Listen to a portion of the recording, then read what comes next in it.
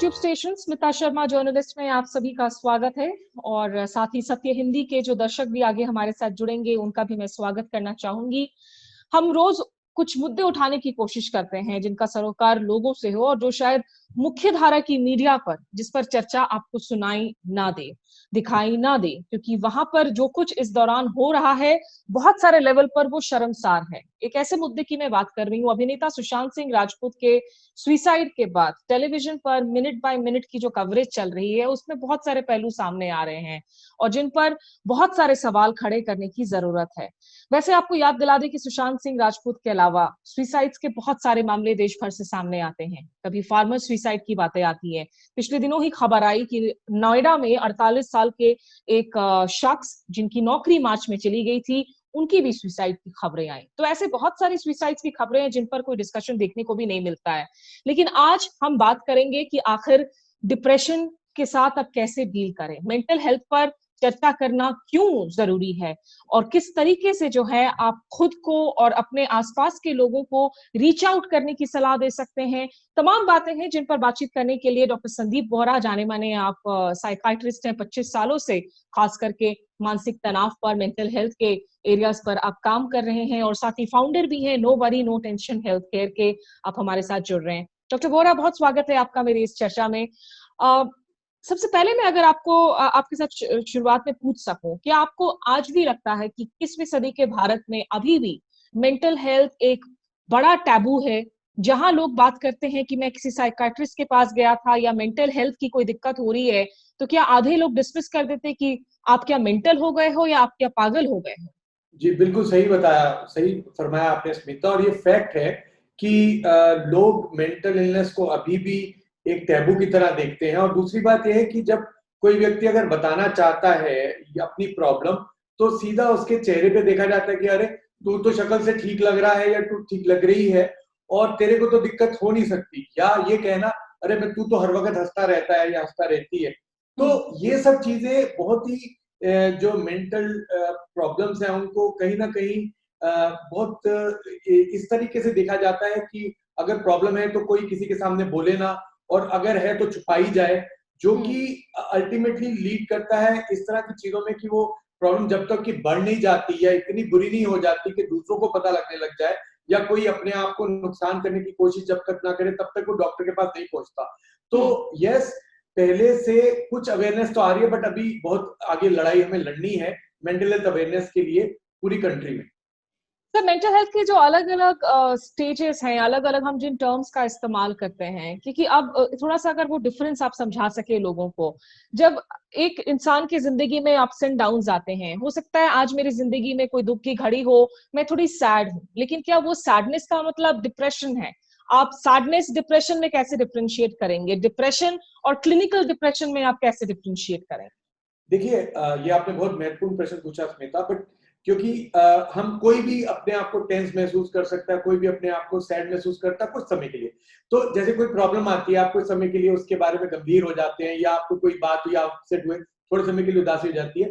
पर जब हम क्लिनिकल डिप्रेशन की बात करते हैं या इस तरह के डिप्रेशन की बात करते हैं जिसके लिए हेल्प की जरूरत है, तो वो डिप्रेशन होता है कि जब जिसके अंदर कुछ सिम्टम्स जिनकी मैं बात कर रहा हूँ वो सारे सिम्टम्स हो और कम से कम 2 वीक्स या 2 वीक्स से ज्यादा हो। जैसे अंदर से मन का बुझा होना, loss of interest in all pleasure activities, किसी भी तरह की चीज का पहले जो आपको खुशी मिलती थी वो ना मिलना, नींद की दिक्कत होना, बहुत कम आना नींद या बहुत ज्यादा आना, अपने आप को विड्रॉ कर लेना, जो आप डेली एक्टिविटीज करते थे उसमें इंटरेस्ट ना रहना, और हर तरह से नेगेटिव सोचना, कोई भी बात हो तो उसके अंदर आपको उसका पेसिमिस्टिक व्यू लेना। ये कुछ लक्षण ऐसे हैं।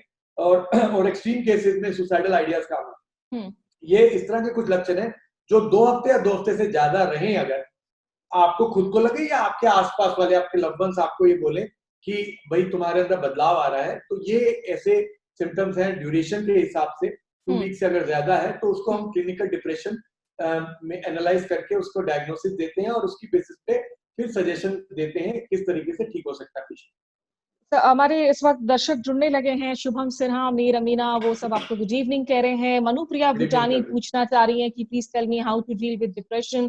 इस पर हम आएंगे, लेकिन सर अगर पहले थोड़ा सा मैं आपसे एक और डिफरेंस समझने की कोशिश करूं कि जब हम कहते हैं कि एक थेरेपिस्ट का रोल होता है, काउंसलर का रोल होता है, साइकाट्रिस्ट का रोल होता है, क्या हर ऐसे डिप्रेशन या एंजाइटी के केसेस में सीधे मेडिसिन की जरूरत पड़ती है, या काफी ऐसे केसेस है जिसमें आप पहले काउंसलर्स के पास जा सकते हैं?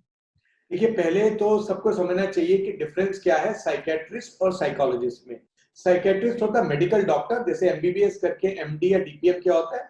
साइकोलॉजिस्ट होते हैं वो दे आर टॉक थेरेपिस्ट, जैसे किसी ने एमफिल की हो या पीएचडी की हो साइकोलॉजी में। तो एक तो ये दो अलग अलग तरीके हैं जिसमें इलाज होता है। तो अगर हम समझाना चाहें तो उसमें या इलाज संभव है दवाइयों से या काउंसलिंग से या दोनों का कॉम्बिनेशन से। तो अधिकतर जब तक हमारे पास पेशेंट पहुंचते हैं तो उनकी दिक्कत इतनी बढ़ गई होती है कि दवाइयों के बिना पॉसिबल हो नहीं पाता हमारे को ठीक करना। बट यस, आप सही कह रही हैं, जरूरी नहीं है हर केस में दवाई दी जाए। जितना जल्दी आप किसी भी मेंटल प्रोफेशनल के पास पहुंचते हैं तो चांसेस हो जाते हैं, अगर आपकी प्रॉब्लम शुरुआत हुई है अभी और आप एकदम पहुंच गए डॉक्टर के पास, तो चांसेस है कि अगर वो माइल्ड स्टेज में, माइल्डर फॉर्म का इनिशियल स्टेज का डिप्रेशन है, तो सिंपल काउंसलिंग से, कुछ सेशन की काउंसलिंग से फर्क पड़ सकता है। बट अगर हमें लगता है मॉडरेट टू सीवियर डिग्री है या सिम्टम्स ज्यादा है जिससे उनको ज्यादा प्रॉब्लम हो रही है, जिसमें वो अपनी डेली फंक्शनिंग में कर नहीं पा रहे हैं, पेशेंट नहीं कर पा रहा, तो तब मेडिसिन की जरूरत होती है। बट ये जरूर है कि अगर आपको दिक्कत है तो आप हेल्प जरूर ले, झिझके नहीं। और इनिशियल स्टेजेस में आपको किसी मेंटल हेल्थ प्रोफेशनल की जरूरत ना पड़े तो उसके लिए बेस्ट है कि आपके मन में जो भी बात आ रही है, जिसको भी आप ट्रस्ट करते हैं उसके साथ शेयर करें। अपने मन में बातों को दबा के ना रखें। और हर प्रॉब्लम का सॉल्यूशन होता है, तो पहले अपने वेल विशर जिनको आप ट्रस्ट करते हैं, पहले कोई भी ऐसी चीज है जो प्रेशर डाल रही है या कोई भी ऐसी चीज है जो तंग कर रही है, उसको आप वर्बलाइज करें, बोलें, शेयर करें किसी से। ऑफ कोर्स वो शेयर करने के बावजूद दिक्कत रहती है तो आपके पास मेंटल हेल्थ प्रोफेशनल के पास जाने के लिए बहुत अच्छी ऑप्शंस अवेलेबल हैं। दूसरी बात, लोगों को ये भी मैं क्लियर करना चाहता हूँ कि आज की डेट में गवर्नमेंट ने टेलीमेडिसिन गाइडलाइंस निकाल के लीगल कर दिया है कि आप आराम से ऑनलाइन हेल्प ले सकते हैं। तो कोरोना को देखते हुए, कोविड-19 को देखते हुए आपको कहीं जाने की भी जरूरत नहीं है। आप सिर्फ ऑनलाइन अपॉइंटमेंट बुक करें, घर पर बैठे सारी सर्विसेज ले सकते हैं और बिल्कुल झिझके ना, क्योंकि देखिए हर एक लाइफ इस वर्ल्ड में इंपॉर्टेंट है, प्रेशियस है और हमें उस चीज का ध्यान रखना है।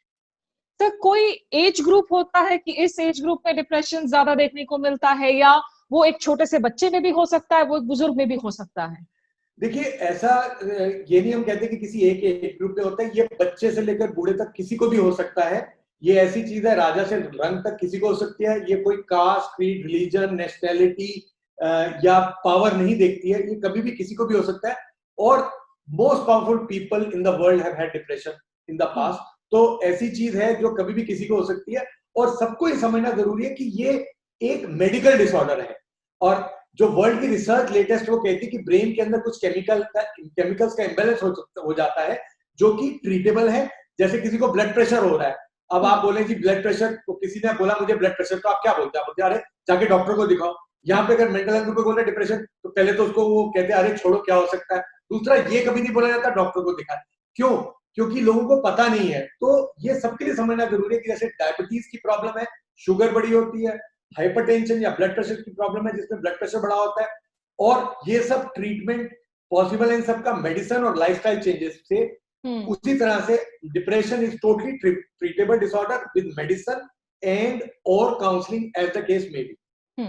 इनफैक्ट ये क्वेश्चन मैं आपसे पूछना भी चाह रही थी कि काफी जो लोग, ये उनको एक्सेप्ट करने में दिक्कत नहीं होती कि भाई मुझे डायबिटीज है या मुझे ब्लड प्रेशर है, लेकिन जो संकोच होता है ये एक्सेप्ट करने में कि भाई मुझे एक मेंटल इश्यू है, मुझे उसे एड्रेस करना है, मुझे एंजाइटी हो रही है।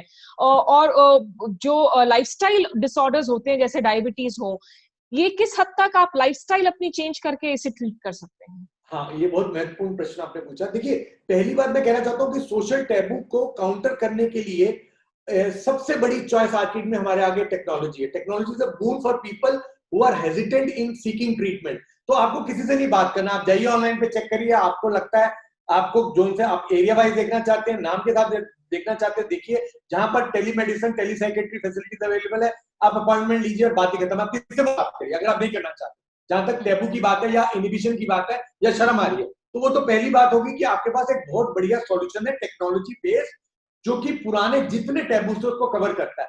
आप चाहेंगे आप एनोनिमस रह सकते हैं, आप कमरे में अपने बेड से लेकर चेयर पर कहीं पर भी बैठकर एक छोटे से कमरे से कॉर्नर से कंसल्ट कर सकते हैं, पहली बात।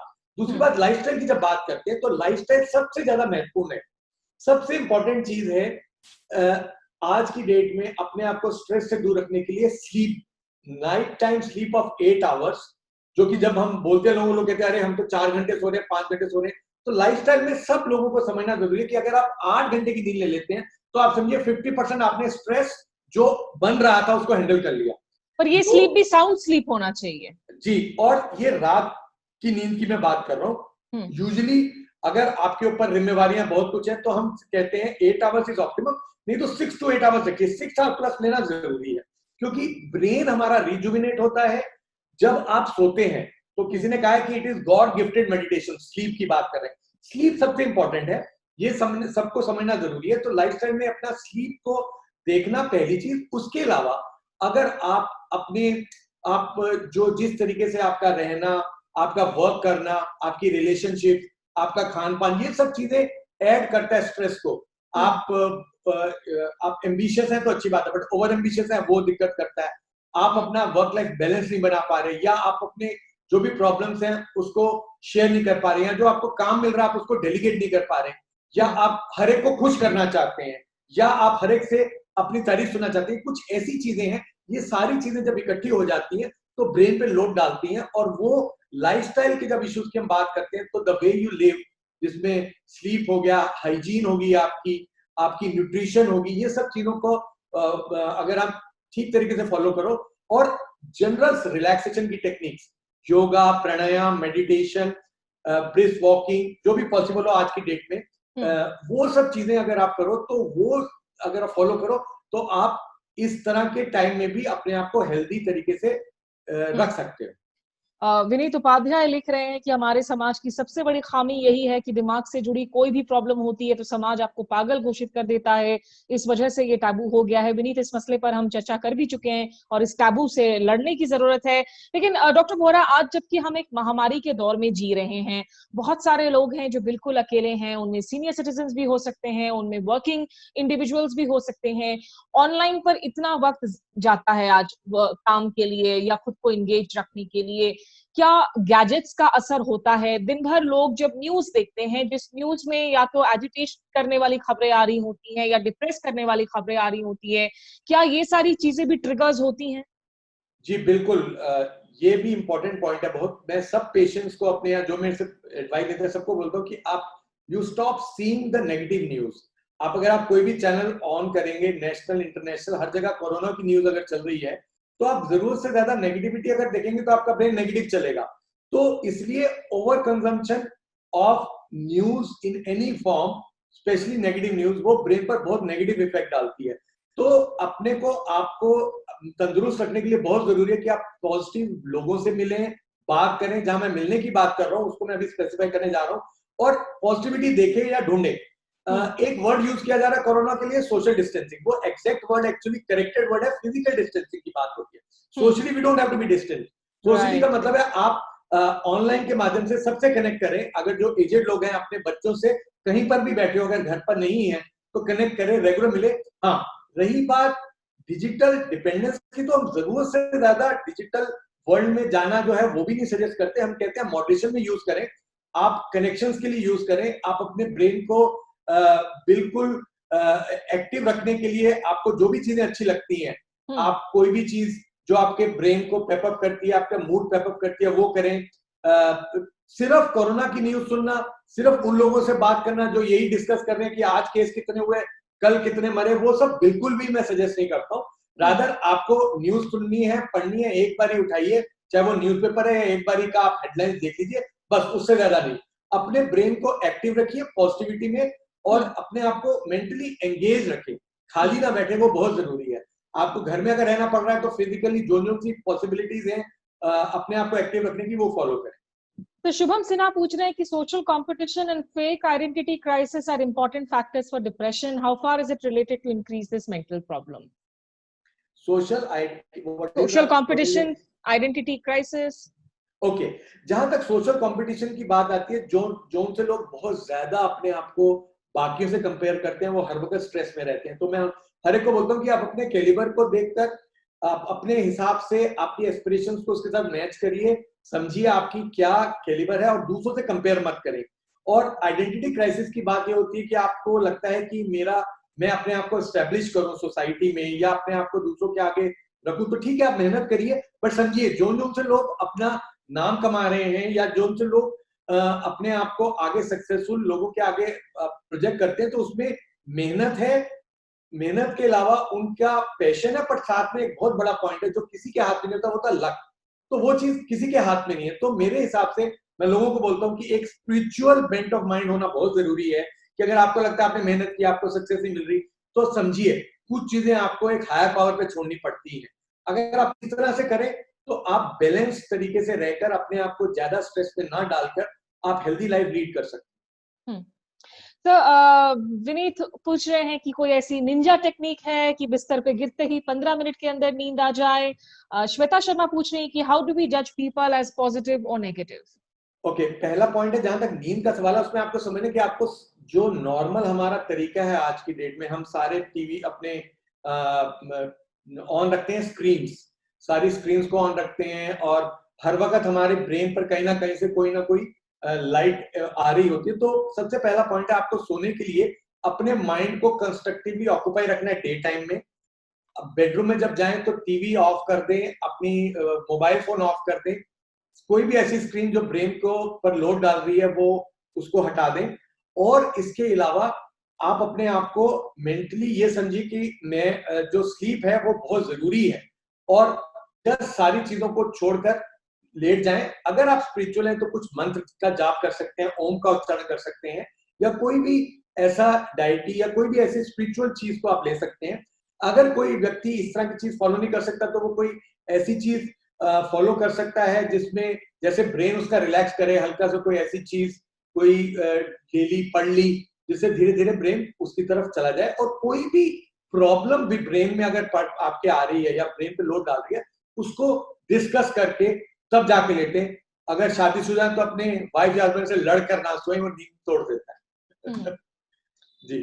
ये जो क्वेश्चन है सर कि हाउ डू वी जज पीपल एज पॉजिटिव नेगेटिव, अब आपने जैसे कहा कि excessive amount of news consumption भी नहीं होना चाहिए, लेकिन ये एक इम्पोर्टेंट कॉन्वर्सेशन भी है, तो उसमें वो सीमाएं आप कैसे ड्रॉ करें कि what is excessive and what is important. देखिए, कोई भी चीज आपको लगता है कि जो आपकी माइंड को डिस्टर्ब कर रही है एक्टिविटी से, मान लीजिए कुछ लोग न्यूज देख रहे हैं, वो 24 घंटे न्यूज देखने के बाद सिर्फ जब टीवी ऑफ किया तो वही न्यूज चलती रहती है उनके ब्रेन में। Some people are obsessive by nature, some people are over sensitive, या एक बार सुन लिया तो वो ब्रेन को हर्ट कर गया। तो स्पेशली उन लोगों के लिए जो बाय नेचर ऑब्सेसिव है या बाय नेचर ओवर सेंसिटिव है, उनको मैं स्पेशली हिदायत देता हूँ कि न्यूज इंडेफिनेटली। और आपको न्यूज इंपॉर्टेंट है, but the most important thing is कि आज की डेट में आपको अपने आप को सिर्फ नेगेटिव इमेज वर्ल्ड की ना देख के अपने ब्रेन को रिजुविनेट करना है अगले दिन के लिए, to actually face the world next day. उसके लिए बहुत जरूरी है कि आपकी जो रोजमर्रा की जिंदगी पहले कोविड-19 से थी, उससे रिलेट करते हुए उसी तरीके से उसको वापस स्टार्ट करें, वापस उसको उसी तरीके से करना शुरू करें। और ऑफ कोर्स ये जो प्रॉब्लम है जो फेस कर रहा है पूरा वर्ल्ड फेस कर रहा है, you are not alone, but ये आप नॉन स्टॉप अगर कोई चीज ऐसी देखते हैं तो वो डेफिनेटली नेगेटिव इंपैक्ट करती है। So that's why you watch everything in moderation and specially negative news never in excess. तो एक मैं आपसे जरूर पूछना चाहूंगी कि जब इंसान किसी डिप्रेस्ड इंसान से जूझ रहा होता है, क्योंकि बहुत सारे लोगों की समझ कम होती है और हम काफी बार ऐसे फ्रेजेस यूज करते हैं कि अरे जैप आउट ऑफ इट और कम आउट ऑफ इट, ये फ्रेजेस गलत होती हैं। ऐसी कौन सी बातें हैं जो डिप्रेस्ड लोगों से इस तरीके से नहीं करनी चाहिए? देखिए, यस, इसमें बहुत जरूरी है हमें समझना कि अगर कोई डिप्रेस्ड है तो उसको सपोर्ट की जरूरत है। उसको आपने हर तरीके से उसको समझाना है और उसकी प्रॉब्लम समझनी है। पहले तो अगर आप समझ सकते हैं कि वो डिप्रेशन में क्यों है, कारण है, उसको इश्यूज को एड्रेस करते हैं तो वो सॉल्व करता है प्रॉब्लम। बट कोई भी व्यक्ति किसी को कहना कि अरे यार तू शक्ल से नॉर्मल लग रहा है, या अरे यार छोड़ इसको छोड़िए क्या बातें लेके बैठ गया, तो आप क्या करते हैं, आप दूसरे व्यक्ति को अगर वो खुलना भी चाह रहा बोलने के लिए अलाउ नहीं करते और उसको वहीं पर रोक देते हैं। या किसी को बोलना डिप्रेशन का मतलब है तू वीक है बैक कैरेक्टर, ये बिल्कुल गलत है। ऐसे कभी नहीं बोलना चाहिए कि डिप्रेशन तो जैसे मैंने बोला वो किसी को भी हो सकता है। अभी आपने बात की सुशांत सिंह राजपूत के सुसाइड की, तो मैं एक एग्जांपल देना चाह रहा हूँ। आपने सही बताया कि वो मीडिया में जिस तरीके से चल रहा है वैसा नहीं चलना चाहिए। और लोगों उनमें इंटरव्यूज थी जिसमें कहा गया अरे वो तो हंसता रहता था, वो तो कभी डिप्रेस हो ही नहीं सकता। ये सब चीजें बिल्कुल गलत हैं, ये कभी नहीं बोलना चाहिए। अब ये तो वही बात हुई कि मैंने बोला कि अरे यार तुझे बुखार हो गया, बुखार तो किसी को हो ही नहीं सकता, तेरे को तो हो ही नहीं सकता। तो ये भी एक मेडिकल डिसऑर्डर है, उसको समझें और दूसरे को सपोर्ट करें, एनकरेज करें। और बहुत बार ऐसे होता है कि आप किसी को बेटर करने के लिए आप बोलते चलो वॉक के लिए चलते हैं, अच्छा चलो ये काम कर लो। अब जो व्यक्ति डिप्रेस्ड है वो अंदर से जितनी मर्जी हिम्मत करे, उसका अंदर से ब्रेन अगर दिल नहीं कर रहा है तो वो उसको अवॉइड करता है। तो जो व्यक्ति उसके साथ है उसको समझना चाहिए कि वो जान के नहीं कर रहा। कई बार आप बोलते हैं अरे रहने दो, आप तुम कई लोग ये बोलते हैं कि कोई ऐसे ही ड्रामा कर रहा है, और कभी बोलते तुम अटेंशन सीख कर रहे हो, तुम फालतू में कर रही हो ऐसे करके या कुछ भी ऐसा। तो ये सब चीजें नहीं करनी चाहिए। और जहां आपको डाउट हो, please do not hesitate in actually contacting any mental health professional in the near vicinity. Sir, ये जो मीडिया की जो बातें हैं इस पर मैं इस वक्त जरूर और चर्चा करना चाहूंगी। और जिसका आपने जिक्र किया, सीनियर एंकर्स जब बैठकर ये कहते हैं कि सुशांत सिंह राजपूत के चेहरे पर शिकन नहीं थी, वो डिप्रेस नजर आते नहीं आ रहे थे। Personally I am so embarrassed, मैं शर्मसार हूँ मीडिया के इस रवैये को देखकर, जिस तरीके से हल्के अंदाज में डिप्रेशन के साथ डील किया जा रहा है। सुशांत सिंह राजपूत के डमीज को डाइसेक्ट किया जा रहा है टीवी स्टूडियोज में। आपने एक ट्विटर पर लिखा कि लॉस्ट द बैटल या वीक फॉर डिपार्टेड, इस तरह के शब्दों का इस्तेमाल नहीं होना चाहिए। मीडिया की रिपोर्टिंग में और कौन सी बातें हैं जो सरासर गलत हैं, जिनको चेंज करने की तुरंत जरूरत? देखिए, मैं ऑलमोस्ट अब मेरे को 20 साल हो गए मीडिया में एज एन एक्सपर्ट में अपीयर कर रहा हूँ, और मुझे जब भी मौका लगता है मैं ना सिर्फ ऑन एयर, मैं ऑफ एयर भी बोलता हूँ जो मेरे फ्रेंड्स हैं कि प्लीज समझो ये suicide it's a very sensitive issue. तो WHO की गाइडलाइंस है, वर्ल्ड हेल्थ ऑर्गेनाइजेशन गाइडलाइंस है फॉर मीडिया प्रोफेशनल्स कि आपको सुसाइड को कैसे रिपोर्ट करना है, उसको कैसे एथिकल तरीके से बताना है, उसको ग्लैमराइज नहीं करना है। और अगर एक सेलिब्रिटी सुसाइड है तो you have to be very very careful कि अगर कोई व्यक्ति जो फेमस रहा है या उसको लोग फॉलो करते हैं तो उसका जो सुसाइड है उसको आपने बहुत केयरफुली हैंडल करना है। तो बहुत जरूरी ये बन जाता है हमें कि हम बार बार सेम चीज को रिपीट ना करें, उसको ग्लोरीफाई ना करें, उसको एक सिंपलिस्टिक तरीके से, उसकी उससे बनती नहीं थी उसके लिए तो उसने सुसाइड कर लिया, ये इस तरह से नहीं होता। सुसाइड एक बहुत कॉम्प्लेक्स इशू है, इसके अंदर बहुत फैक्टर्स होते हैं, ये इतना आसान नहीं है इसको ओवर सिंप्लीफाई करना या वो डिटेल दिखाना, वो कहां पर उसकी डेथ हुई, कैसे हुई, उसको बहुत डिटेल में जाना, ये सब बिल्कुल भी WHO की गाइडलाइंस जो कहती है उसमें ये कहा जाता है ये सब नहीं करना चाहिए। और कोई भी रिस्पॉन्सिबल मीडिया का व्यक्ति होगा, एंकर हो या चैनल हो, उसकी डबल जिम्मेवारी बन जाती है कि जब आप रिपोर्ट कर रहे हैं तो उसमें जरूर बताइए कि ये सुसाइड है, बट उसको एक मेंटल प्रॉब्लम या अदर इश्यूज जो कॉम्प्लेक्स मैकेनिज्म रहा या जो डायनेमिक्स रहे उसको बताया जाए।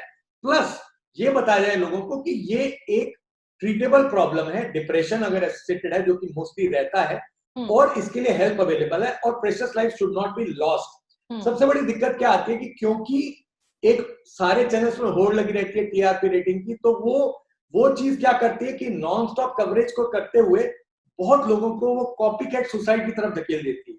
जब आप रिपोर्ट देख रहे हैं तो काफी लोग जो वल्नरेबल हैं या जो लोग आइडियलाइज करते हैं, जब जिन लोगों को लगता है कि अगर सुशांत सिंह कर सकता है तो मैं भी कर सकता हूं, या अपने ब्रेन को रॉन्गली जस्टिफाई करता है, वो सब चीजें ओवर रिपोर्टिंग में ज्यादा डिटेल में अनफॉर्चुनेटली होती है जो नहीं होनी चाहिए। तो और ना ही इसको हमको इस तरह से हेडलाइन बनाना चाहिए, इसको एक प्रॉब्लम जिसमें मेंटल हेल्थ इश्यूज इंपॉर्टेंट है, क्यों होता है, किसी भी एक व्यक्ति के अंदर अगर थॉट्स आ रहे हैं तो क्या करना चाहिए, हेल्प अवेलेबल है, मेडिकल डिसऑर्डर है, इस तरीके से इसको करना चाहिए। और बार बार रिपीट करने का कोई मतलब नहीं है। उसमें बहुत लोग अपने आप एनालाइज करके अपने आप ही साइकेट्रिस्ट बन जाते हैं, अपने आप ही प्रोफेशनल्स की तरह बोलने लग जाते हैं, या बोलने लग जाते हैं कि यार ये तो हो ही नहीं सकता या ये गलत है, या उसके अंदर वो एक कॉन्स्पिरेसी थ्योरी ले आते हैं। तो ये मेरे हिसाब से आप समझिए उस व्यक्ति की फैमिली के बारे में समझिए जिसने अपना इतना इंपॉर्टेंट अपने जिगर का टुकड़ा खोया है। आप सोचिए उन लोगों के आप समझिए कि ये एक लॉस है।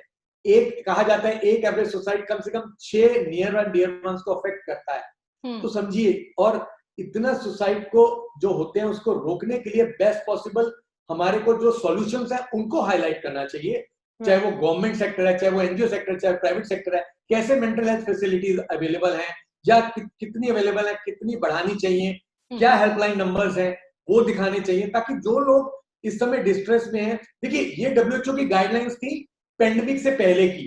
अब आप समझिए पेंडेमिक के बाद तो हमारी जिम्मेवारी 10 गुना बढ़ जाती है। बिल्कुल। आप समझिए ये गाइडलाइंस तब की है। आज के पेंडेमिक में जब हर व्यक्ति के लिए हर व्यक्ति वर्ल्ड का अफेक्ट हुआ है डायरेक्टली और इनडायरेक्टली, तो हमारी जिम्मेवारी बहुत बढ़ जाती है। हमें बहुत एथिकली इसको बताना चाहिए। और कोई भी इस तरह का सुसाइड है वो एक लॉस है ह्यूमैनिटी के लिए, और ये एक रास्ता नहीं है, ये एक सॉल्यूशन नहीं है किसी प्रॉब्लम का, वो इंपॉर्टेंट है समझ।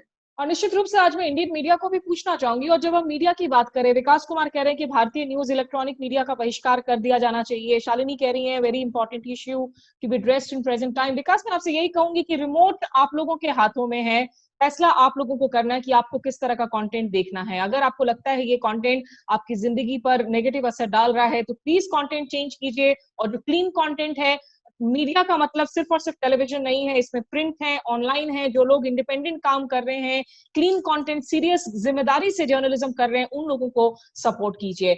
डॉक्टर वोरा, कुछ आखिरी सवाल आपसे जो मैं लेना चाहूंगी, एक अगर खास करके बच्चों की बात करें, आपने कुछ सिम्टम्स बताएं कि अगर 2 हफ्ते तक एक बिहेवियर डिफरेंस नजर आए तो ऐसा हो सकता है कि डिप्रेशन हो। बच्चों में खास करके जो है, माँ बाप कैसे आइडेंटिफाई कर सकते हैं कि बच्चे में या तो एंजाइटी है या डिप्रेशन है? जी, देखिए बच्चों के केस में हमको समझना है कि ये इस तरह से जैसे एडल्ट्स में क्लियर कट सिम्टम्स होते हैं यूजुअली नहीं आते हैं। स्पेशली अगर कोई डिप्रेशन में जा रहा है बच्चा, तो यूजुअली पेरेंट्स को ये ध्यान रखना चाहिए कि बच्चे के बिहेवियर में किसी भी तरीके का बदलाव, जैसे बच्चा पहले बातचीत करता था वो चुप हो गया, या पहले बहुत रिस्पेक्टफुली इंटरेक्ट करता था पेरेंट्स के साथ या फैमिली मेंबर्स के साथ, या वो सडनली इरिटेबल हो गया, या उसकी स्लीप में प्रॉब्लम आ गई, या उसका इंटरेस्ट कम हो गया, या उसके एकेडमिक्स में मार्क्स का नीचे जाना, ये सब चीजें इंडिकेट करती हैं बच्चे के अंदर कोई भी इस तरह का बदलाव हो। तो आप बैठ के बच्चे से बात करें। पेरेंट्स में से जोन से पेरेंट्स में से दोनों में से अगर पापा मम्मी हैं, बच्चा जिसके साथ ज्यादा कंफर्टेबल है, दोनों के साथ है तो बहुत अच्छी बात है, बट अगर एक के साथ कंफर्टेबल है वो अलग से बात करे और पूछे बेटा आपको क्या दिक्कत है। और जितना बच्चे को एनकरेज करेंगे अपने फैमिली मेंबर्स के साथ, पेरेंट्स के साथ वो शेयर करे, उतना अच्छा और आसान हो जाएगा। बच्चे के लिए भी अच्छा हो जाएगा, आसान भी हो जाएगा पेरेंट्स के लिए। या बच्चे के किसी भी तरह का एबनॉर्मल बिहेवियर की रिपोर्ट मिले, घर के अंदर देखी जाए या कोई और बाहर वाला बताए, तो ये कुछ इंडिकेट करते हैं कि बच्चे के अंदर स्ट्रेस है या बच्चे के अंदर कुछ ऐसे सिम्टम्स आ रहे हैं जो कि एड्रेस करना जिनको बहुत जरूरी है।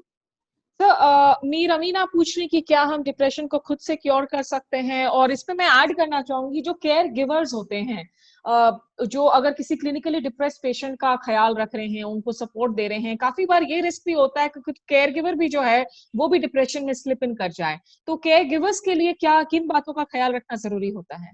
देखिए, केयर गिवर्स के लिए बहुत जरूरी है। पहली बात है, अगर आपके घर में कोई भी मेंटल हेल्थ रिलेटेड इशू है और आप किसी व्यक्ति को देख रहे हैं, जो मतलब आप फैमिली मेंबर, आपका कोई फैमिली मेंबर जिसको प्रॉब्लम, तो सबसे ज्यादा जरूरी है आपकी अपनी मेंटल हेल्थ।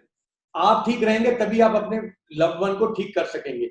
तो बहुत जरूरी है आपको समझना कि आप जो भी इलाज चल रहा है उसको फॉलो करें, और जिस डॉक्टर से इलाज चल रहा है उससे गाइडेंस लेते चलें रेगुलर इंटरवल्स पे, ताकि पहली बात है जो ट्रीटमेंट है वो ऑन द ट्रैक रहे। दूसरी बात आपको समझना है कि अगर आप लगता है कि आपके लिए बहुत ज्यादा दिक्कत हो रही है, तो अपनी प्रॉब्लम को और लोगों से जिनको आप ट्रस्ट करते हैं शेयर करें, और एक ऐसा मैकेनिज्म निकालें कि सारा लोड आप पर ना आए, आप लोड शेयर करें। अगर एक घर में भाई है और 2-3 भाई बहन है, तो आपस में बाय रोटेशन लुकिंग आफ्टर की बात आती है तो वो करें। और खुद की mental hygiene, healthy mental hygiene के जो मैंने पॉइंट्स बताए, रेगुलर एडिक्वेट स्लीप, योगा, प्राणायाम, मेडिटेशन, कोई भी चीज तंग कर रही है तो उसको बोलना। किसी से कुछ नहीं कर सकते, just write the points on a piece of paper, journaling बोलते हैं जिसको, लिखना। ये कुछ चीजें ऐसी हैं जो आप अपने आप कर सकते हैं, और बिल्कुल हेजिटेट ना करें। अगर आपको खुद को लग रहा है कोई दिक्कत है तो कंसल्ट करें। तो क्या जो एक एक डिसऑर्डर जिसकी हम बात आजकल खूब चर्चाएं सुनते हैं, बाइपोलर डिसऑर्डर, उसे अगर थोड़ा सा एक्सप्लेन कर सके, और क्या आपको लगता है कि आज की तारीख में इस तरह के केसेस ज्यादा बढ़े हैं? ऑफ कोर्स, देखिए मेंटल डिसऑर्डर्स की बात करें तो डेफिनेटली बढ़े हैं। और मैं बिफोर पेंडेमिक की बात कर रहा हूं। अब पेंडेमिक को अगर हम लेते हैं, just to understand mental disorders, pandemic को आप लेते हैं तो पेंडेमिक क्या हुआ है कि एक समय में अर्थक्वेक, एक समय में सुनामी और एक समय में सूखा। समझिए, पहले तो हमें डर है बाहर से कोविड-19 ना आ जाए, ठीक है, तो कोविड-19 का खौफ। दूसरा है कि अगर आता है तो हमारे फैमिली मेंबर्स को ना आ जाए। अब इससे बचने के लिए हमें सारी प्रिकॉशंस लेनी है, उसके अलावा हमें घर के अंदर रहना है और अपने आप को आइसोलेट करके रखना है। तो ये सारी चीजें 100 साल पहले आई थी, उससे पहले तो आई नहीं है। तो बिफोर पेंडेमिक भी मेंटल डिसऑर्डर बढ़ रहे थे और अब तो ऑफ कोर्स बढ़ रहे हैं। और ये कहा जाता है कि जैसे जैसे हम लोगों की जान बचाएंगे, धीरे धीरे हमें समझ आएगा कि मेंटल ट्रॉमा लोगों ने कितने लोगों ने फेस किया। रही बात बाइपोलर डिसऑर्डर की, तो जैसे स्मिता नाम है bipolar, bi means two, pole means pole. तो इस बीमारी के अंदर दो पोल होते हैं या दो बीमारी के दो रूप होते हैं। एक बाइपोलर में टू पोल्स का मतलब है अप एंड डाउन, मतलब एक पोल में व्यक्ति ओवर एक्टिव हो जाएगा, जिसको मेनिक फेज बोलते हैं। बहुत ज्यादा बोलने लग जाएगा, ओवर कॉन्फिडेंट हो जाएगा, बड़ी बड़ी प्लानिंग करेगा, बड़ी बड़ी बातें करेगा। ये जो मैं बात कर रहा हूं ये नॉर्मल नेचर में नहीं है। नॉर्मल नेचर उस व्यक्ति की स्टेबल, ना बोलने वाली, उसके अंदर की बात कर रहा हूं। कई लोग बाय नेचर टॉकेटिव होते हैं, वो बीमार नहीं है, मैं जैसे एक्सप्लेन कर रहा हूं। तो मेनिक फेज में व्यक्ति ओवर एक्टिव हो जाता है, तो उसके ब्रेन, आप समझ लो उसके ब्रेन के अंदर जरूरत से ज्यादा, तो एक नॉर्मल गाड़ी जिसको हम 80 की स्पीड पे चला रहे हैं, 80 की स्पीड चला रहे हैं, वो 200 किलोमीटर पर आवर की स्पीड पे चलने लग जाती है ब्रेन की। ठीक है, ये हो गया मेनिया, एक्साइटमेंट। इसका ऑपोजिट होता है डिप्रेशन। डिप्रेशन जो हमने अभी बात की वैसा होता है बिल्कुल। तो दोनों पोल्स होते हैं, या पेशेंट हाई फेज में होता है या लो फेज में होता है। जो लो फेज में होता है वो बिल्कुल ऑपोजिट हो जाएगा। वही व्यक्ति जो बड़ी बड़ी बातें कर रहा था, बड़े बड़े प्लान कर रहा था, वही व्यक्ति आपको कोने में लेटा हुआ मिलेगा, बिल्कुल किसी से बात नहीं कर रहा, किसी से इंटरेक्ट नहीं कर रहा। उससे बात करो तो वो बिल्कुल नेगेटिव हो गया। तो ये एक्सट्रीम पोलैरिटी को बाइपोलर मूड डिसऑर्डर कहते हैं। और ये डिसऑर्डर काफी कॉमन है हमारी क्लिनिकल प्रैक्टिस में, बहुत कॉमनली हम देखते हैं। ये तो हमने बात की डिसऑर्डर की, but the good part is ये ट्रीटेबल डिसऑर्डर है। जैसे मैंने पहले डिप्रेशन के लिए बोला था, ट्रीटेबल डिसऑर्डर है। और 100 में से 70 मतलब 70% ऑफ पेशेंट्स को हम मेडिकेशन और काउंसलिंग से पूरी तरह से नॉर्मल रख सकते हैं। Right. So it's a treatable disorder, but yes ये डिसऑर्डर है। और ये कहना कि इस व्यक्ति को बाइपोलर नहीं हो सकता या ये व्यक्ति, ये सब बातें एक लेमैन के हिसाब से मेरे से पूछो, एक प्रोफेशनल को मजाक लगती है। तो कोई भी इस तरह की चीज है, सिर्फ एक प्रोफेशनल को हक है जिसने उस पेशेंट को देखा है, उस व्यक्ति को देखा है, वही बता सकता है किसी को कि क्या दिक्कत है।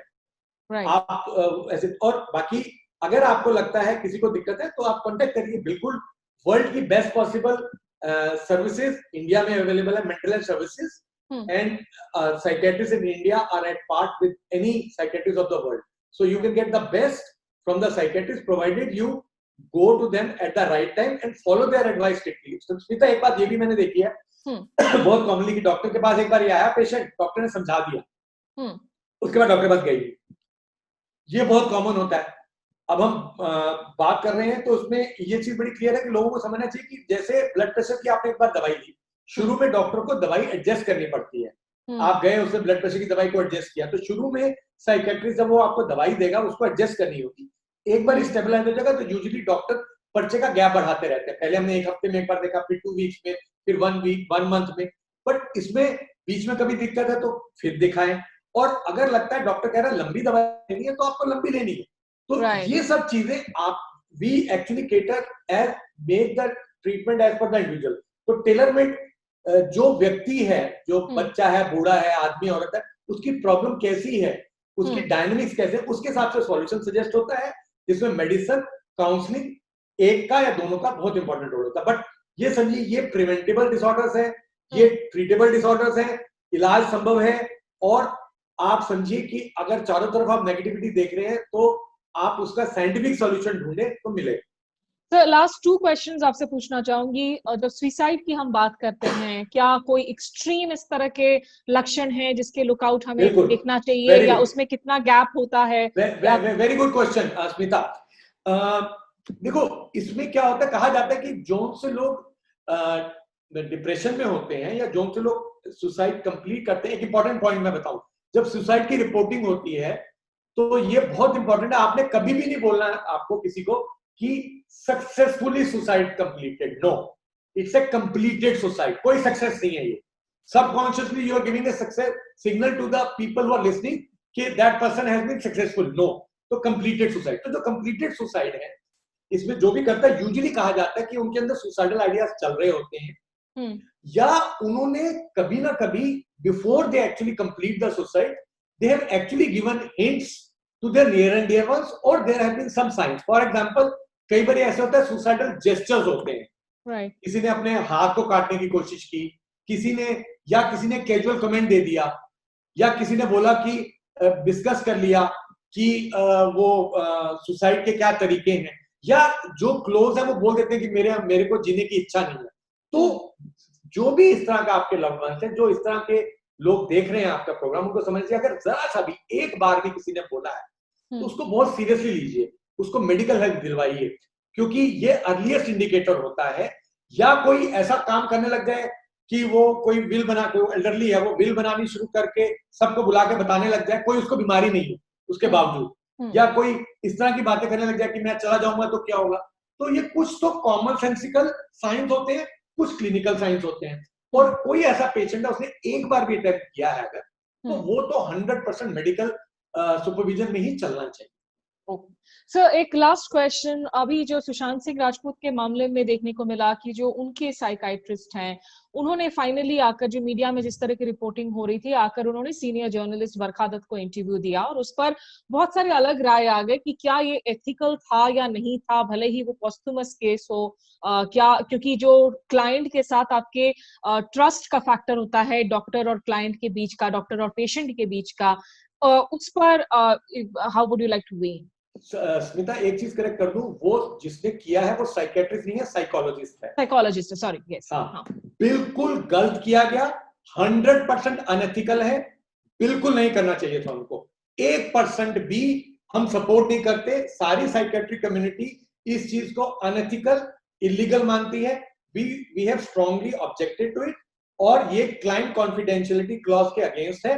हाँ, आपको कोई भी चीज ऐसी कहनी है, कुछ भी करनी है, लीगल अथॉरिटीज के आगे, कोर्ट के आगे आप जाके बता सकते हैं, आपका जिम्मेवारी है, बट मीडिया में या किसी को बोलने का कोई हक नहीं है, एब्सोल्युटली नो।